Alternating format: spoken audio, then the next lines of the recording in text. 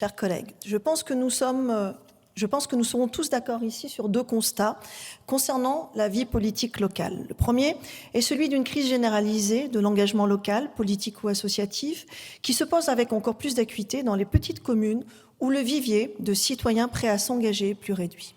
Le second est celui de l'absence de parité dans les conseils municipaux des plus petites communes où les femmes ne représentent qu'un peu plus d'un tiers des conseillers municipaux. Cette absence de parité est directement liée au mode de scrutin applicable dans ces communes. Le scrutin majoritaire plurinominal à 2 tours avec un système de panachage.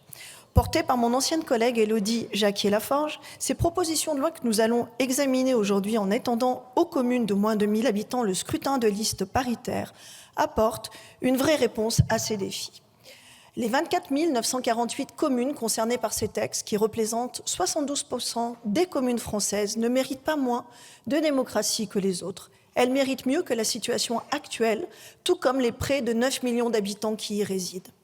Loin d'être déconnectées des réalités rurales, ces propositions de loi répondent à un besoin profond, celui de revaloriser l'engagement en milieu rural, de l'ouvrir à toutes et tous et de redonner de la légitimité aux élus. On entend parfois dire qu'étendre le scrutin de liste paritaire aux communes de moins de 1000 habitants serait une contrainte de plus, que ce changement viendrait s'ajouter à l'empilement des règles, qu'il compliquerait les démarches des candidats, qu'il restreindrait la liberté des électeurs comme celle des élus. Je le redis clairement ici, c'est tout le contraire. Et je veux commencer par rappeler une évidence. La parité n'est pas une contrainte, c'est un progrès démocratique. De quelle démocratie peut-on se prévaloir si l'espace politique demeure en grande partie inaccessible aux femmes ? La parité, loin de restreindre la liberté, l'élargit. Et je pense à ces femmes qui, jusqu'ici, ne s'imaginaient pas élues. Je pense à ces conseils municipaux, régionaux, départementaux qui ont gagné en richesse humaine, en diversité d'analyse, en justesse d'action grâce à la parité. Alors non, la parité ne doit pas s'arrêter aux portes des grandes villes. Elle ne doit pas se plier à une géographie à 2 vitesses qui participe à la fracture entre la France des villes et celle des campagnes. Car la parité, ce n'est pas une option, c'est un droit, rappelé dans l'article 1er de notre Constitution. Et cet article ne dit pas « sauf en milieu rural ». Dans nos petites communes, certains d'entre vous avancent qu'il est difficile de trouver des femmes. Mais pourquoi cette difficulté persiste-t-elle encore en 2025 ? Elle persiste parce que les règles de jeu n'ont pas changé. Comme disait Simone Veil, l'égalité ne se proclame pas, elle se construit. Cette construction suppose parfois d'en passer par la loi. C'est ce qu'a fait le Parlement en imposant la parité dans les communes de plus de 1000 habitants en 2013. Depuis, que constate-t-on ? Une nette augmentation de la présence des femmes dans les conseils municipaux et aux fonctions exécutives. En 2013, les adversaires de l'extension du scrutin de liste paritaire à ces communes avançaient exactement les mêmes arguments qu'aujourd'hui. Et pourtant, la pratique du terrain et l'intelligence des élus locaux ont montré que ces résistances n'avaient pas lieu d'être et que les femmes qui représentent 51,6% de la population française sont, en plus d'avoir les compétences, tout à fait disposées à participer à la vie démocratique locale. Faire confiance à nos maires, à nos élus locaux, passe aussi par la fin d'un scrutin dépassé, applicable aux élections des conseils municipaux des seules communes de moins de 1000 habitants, et dont le système de panachage a pour conséquence une forte personnalisation de l'élection. Ce système, parfois nommé tir au pigeon, qui permet aux citoyens de rayer le nom d'un candidat, a plein d'effets pervers. Il décourage l'engagement et les vocations, et il est vécu comme une véritable punition dont les premières victimes, et la ministre l'a rappelé, sont souvent les maires sortants, qui sont rarement les conseillers les mieux élus. On entend parfois aussi que le scrutin de liste serait, pour nos petites communes rurales, une entrave de plus, une nouvelle règle imposée d'en haut par des technocrates qui ne connaissent pas la réalité du terrain. Certains avancent qu'il complique la vie des candidats, qu'il fige les équilibres, qu'il brigue les libertés locales. Issue de la ruralité d'un petit village du Puy-de-Dôme de 260 habitants, où ma maman est maire depuis de nombreuses années, moi-même élue locale, je connais ces réalités du terrain comme beaucoup d'entre nous. Alors je veux vous répondre avec simplicité, mais avec fermeté. Le scrutin de liste n'est pas une atteinte à la liberté. Il est une invitation à la clarté, à la cohérence et à la responsabilité collective. Le scrutin de liste n'est pas une contrainte, c'est une manière d'affirmer que le collectif prime sur l'individuel. C'est dire aux électeurs, voici l'équipe qui vous propose une vision pour 6 ans, uni dans sa diversité, rassemblé autour d'un projet commun. C'est aussi une manière de mieux protéger les élus, de ne plus isoler le maire ou quelques adjoints, mais de garantir que l'ensemble du conseil municipal repose sur un socle commun d'engagement. J'en suis convaincue, cette harmonisation du mode de scrutin pour les élections municipales est un vrai gage de simplification et de lisibilité pour les citoyens et les élus. Je tiens également à rappeler un fait. Harmonisation ne signifie pas uniformisation. Dans cette perspective, ce texte prévoit plusieurs adaptations pour tenir compte des spécificités des communes de moins de 1000 habitants. Le dépôt de listes incomplètes, le maintien des élections complémentaires, déclenchées dans les mêmes conditions qu'aujourd'hui, l'extension du principe de complétude du conseil municipal aux communes de 500 à 999 habitants, lorsque celui-ci compte jusqu'à 2 membres de moins que l'effectif légal, une dérogation à la règle du remplacement par une personne de même sexe en cas de vacance d'un ou plusieurs postes d'adjoints. Le Sénat a également introduit des dispositions garantissant plus de souplesse pour les communes nouvelles. Et toujours, dans une volonté de flexibilité, 2 mesures ne figurent plus dans ce texte.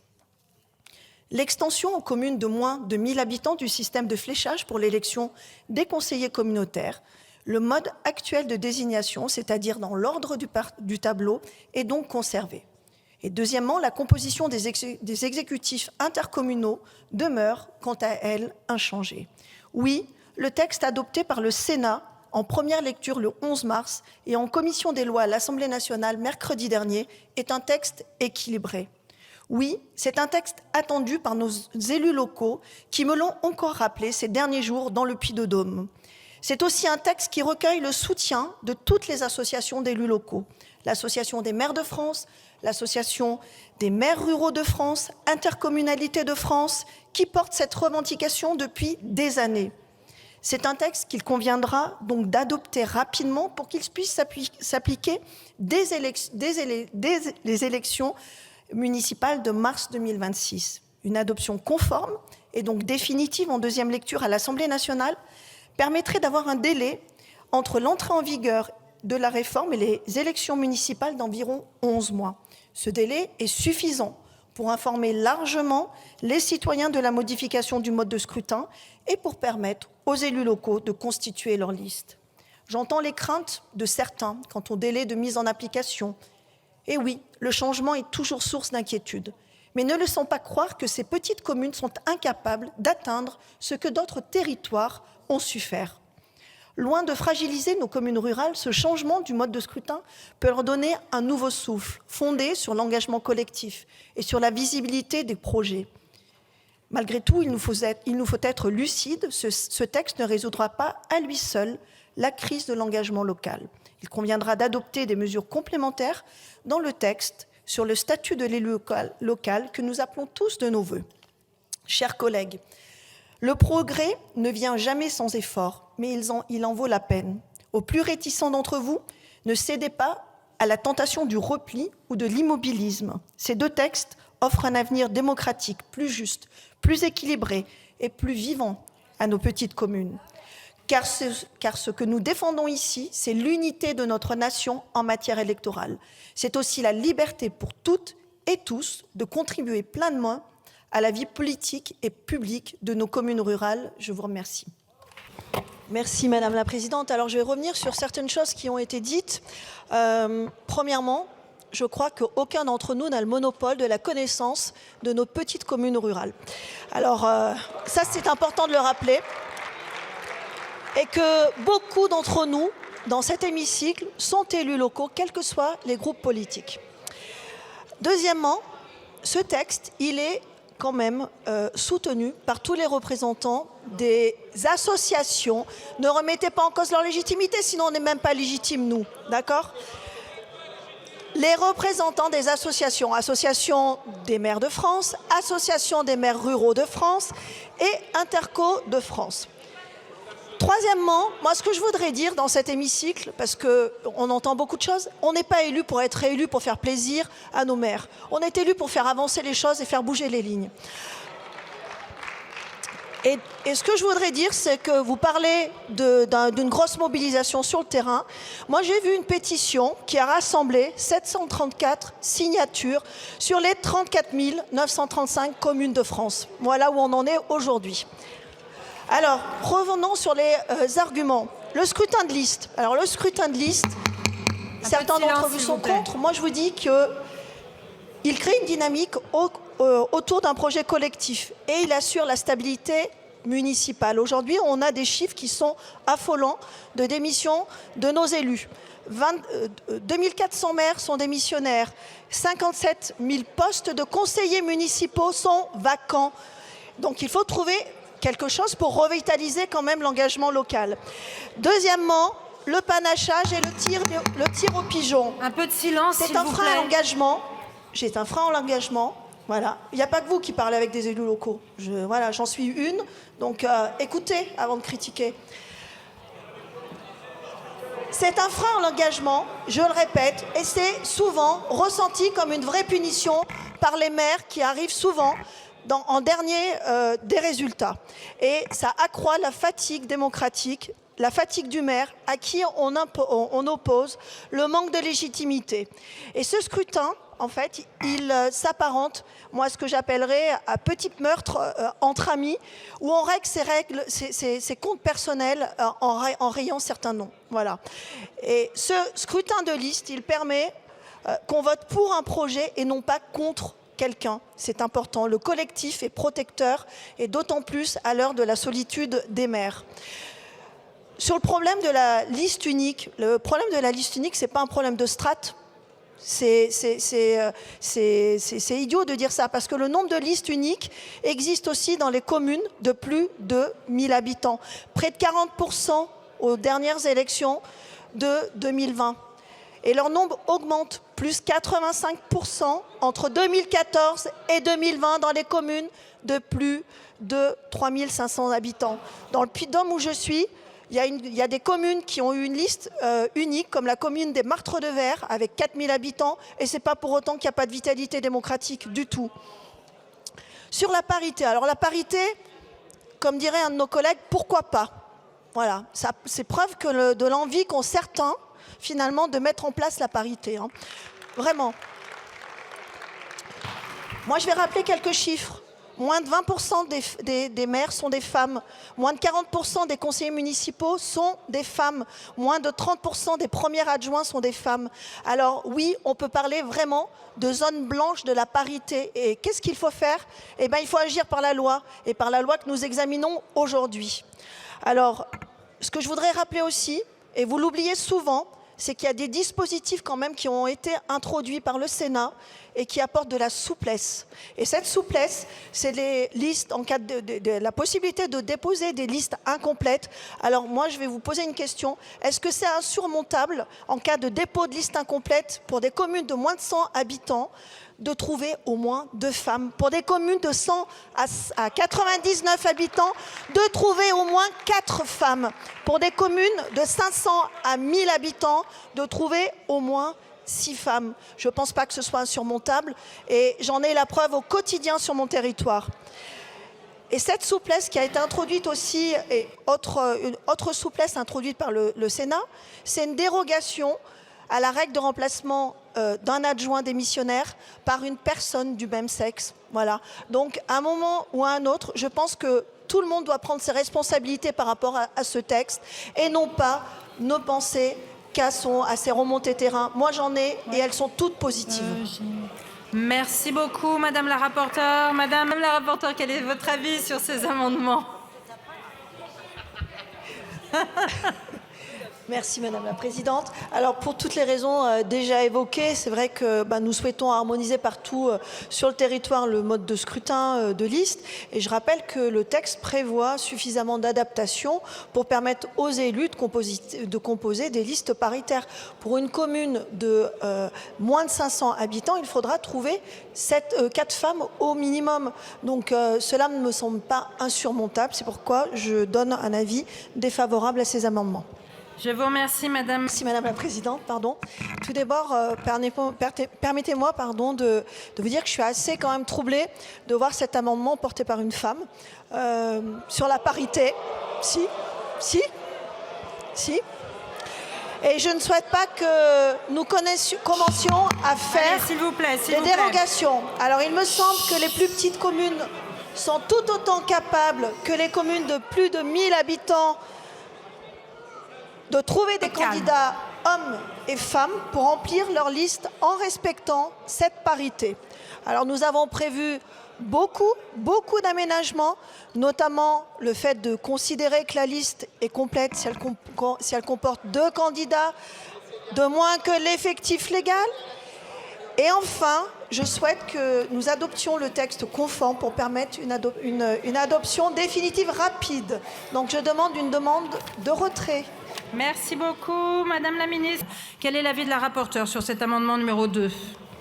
Alors, monsieur le député, nous avons adopté l'article 1er qui étend aux élections municipales des communes de moins de 1000 habitants le scrutin de liste paritaire. Alors, il me semble cohérent, en conséquence, de prévoir une élection au scrutin de liste paritaire également pour les adjoints au maire. Et il faut rappeler aussi que nous prévoyons une adaptation puisqu'en cas de démission d'un adjoint, nous pouvons le remplacer par une personne du même sexe. Je vous remercie et donc l'avis sera défavorable. Merci beaucoup madame la rapporteure. Quel est l'avis du gouvernement, madame la ministre ? Merci madame la présidente, monsieur La commission, madame la rapporteure. Alors, je tiens tout d'abord à remercier mes collègues qui sont intervenus pour témoigner sur leur commune nouvelle. Dans ma circonscription, j'ai aussi 2 communes nouvelles, Murs-sur-Allier et Oldafla, et effectivement, nous rencontrons les mêmes problématiques. Nous savons tous qu'il est très difficile pour ces communes nouvelles de s'organiser. Et cet article leur donne au contraire plus de souplesse en prolongeant la période transitoire au cours de laquelle elles bénéficient à titre dérogatoire d'un nombre de conseillers municipaux supérieur à l'effectif de droit commun. Donc je ne comprends pas trop le sens de l'amendement et l'avis sera défavorable. Je vous remercie madame la députée. Madame la ministre. Merci madame la présidente. Monsieur le député Neury, vous le savez. Alors nous en sommes là d'abord parce que le Sénat a enterré ce texte pendant plus de 2 ans. Et la loi a été adoptée en première lecture ici en février 2022. Deuxièmement parce que aussi nous n'avons pas appliqué la loi engagement et proximité du 28 décembre 2019 dont l'article 28 prévoyait qu'on allait renforcer les règles de parité au sein du bloc communal d'ici 2026. Alors pourquoi l'adoption de ce texte 11 mois avant les élections municipales est un délai raisonnable? C'est d'abord reconnaître la valeur de nos élus locaux, la valeur des futurs candidats, des habitants de nos ruralités, de nos petites communes. Comment pouvez-vous penser que des candidats issus de ces communes de moins de 1000 habitants sont incapables d'appliquer ce nouveau mode de scrutin parce que les règles changent moins d'1 an avant les prochaines élections? Alors permettez-moi, en ce qui me concerne, de croire encore et toujours en l'intelligence, en l'adaptabilité de nos élus locaux, des futurs candidats et des électeurs des communes de moins de 1000 habitants. Permettez-moi de vous dire aussi que ce ne sont pas des perdreaux de l'année. Et je crois que beaucoup d'entre nous, je crois comme beaucoup d'entre nous, qu'ils sont tout aussi capables d'appliquer ce nouveau mode de scrutin, comme l'ont fait d'ailleurs les candidats aux élections municipales de mars 2014 dans les communes de plus de 1000 habitants, alors même que le mode de scrutin avait été modifié en mai 2013. Alors, pour toutes ces raisons, nous sommes dans les temps et je vous rappellerai aussi quant à la constitution des listes, nous le savons tous, en tout cas ceux qui ont été candidats aux têtes de liste sur des élections municipales le savent, on la constitue en général à l'automne. Donc on est toujours dans les temps, voilà. Alors même si ce changement suscite beaucoup de craintes, je vous invite à ne pas faire preuve d'immobilisme et à permettre aux petites communes de moins de 1000 habitants de bénéficier des mêmes chances que les autres communes en matière de scrutin. Et je vais me tourner vers les élus communistes, les députés communistes qui ont déposé cet amendement. Je voudrais quand même leur rappeler que le vote et l'éligibilité des femmes ont été ouverts par un amendement d'un communiste, Fernand Grenier, dans la loi du 21 avril 1944 et que le premier vote des femmes et leur éligibilité a eu lieu le 21 avril 1945 aux élections municipales, seulement 1 an et 1 semaine après. Alors la marche à monter était pourtant d'un bien autre niveau que l'introduction de la parité que nous sommes en train de faire aujourd'hui dans nos communes rurales. Alors, pour cette raison, je vous invite, monsieur le député Brugerolles, à retirer votre amendement. Sinon, avis défavorable sur tous les amendements. Merci beaucoup, madame la rapporteure. Madame la ministre, de vote, nous allons pouvoir passer au scrutin. Je vous rappelle qu'il y a 2 textes qui vont être mis aux voix. Donc, tout d'abord, la proposition de loi. Donc, le scrutin est ouvert. Le scrutin est clos. Votant 412, exprimé 387, majorité 194, pour 206, contre 181. L'Assemblée nationale a adopté. Je vais mettre aux voix la proposition de loi organique. Le scrutin est ouvert. Le scrutin est clos. Votant 408, exprimé 384, majorité 193, pour 204, contre 180. L'Assemblée nationale a adopté. Prochaine séance à 22h15. Merci à tous.